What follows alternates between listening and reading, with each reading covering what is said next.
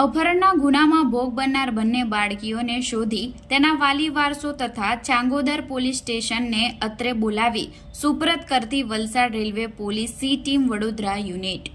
In charge નાયબ પોલીસ મહાનિરીક્ષકની સૂચના મુજબ ખોવાયેલા તેમજ અપહરણ બિનવારસી બાળકો મહિલાઓની તપાસ માટે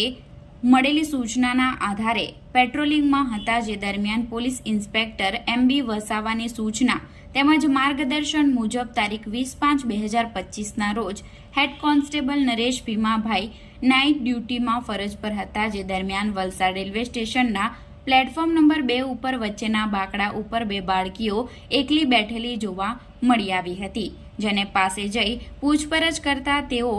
અમારા ઘરે કોઈને કંઈ પણ કહ્યા વગર અમદાવાદથી સુરત મામાના ઘરે જવા માટે 19/5/2025ના રોજ ઘરેથી રિક્ષામાં બેસી નીકળ્યા હતા અને અમદાવાદ રેલવે સ્ટેશન આવી ત્યાંથી ટ્રેનમાં બેસી વડોદરા સુધી અને વડોદરાથી કોઈપણ ટ્રેનમાં બેસી સુરત જતા હતા જે દરમિયાન તેઓને ઊંઘ આવી જતા ટ્રેનમાં સૂઈ ગયા હતા અને તેઓ જાગ્યા તે દરમિયાન વલસાડ રેલવે સ્ટેશન ઉપર ગાડી ઊભી હોય તેઓ ટ્રેનમાંથી ઉતરી ગયા હતા. વલસાડ રેલવે પોલીસની ટીમે બાળ કોર્નર રૂમમાં બંને બાળકીઓને બેસાડી તેમનું નામઠામ પૂછતા બાળકીઓના વાલી વારસો મોબાઈલ નંબરના આધારે તેમની તપાસ શરૂ કરી હતી. તપાસ કરાવતા ત્યાંના સરપંચનો મોબાઈલ નંબર વલસાડ રેલવે પોલીસની ટીમે મેળવી વાતચીત કરતા બાળકીઓના વાલી વારસોનો સંપર્ક કરાવી પોતાની દીકરીઓ ગુમ અંગે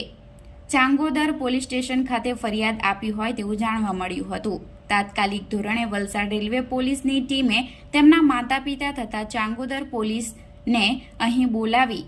પુરાવા આધારે બાળકીઓનો કબજો સહી સલામત વાલી વારસોને સોંપતા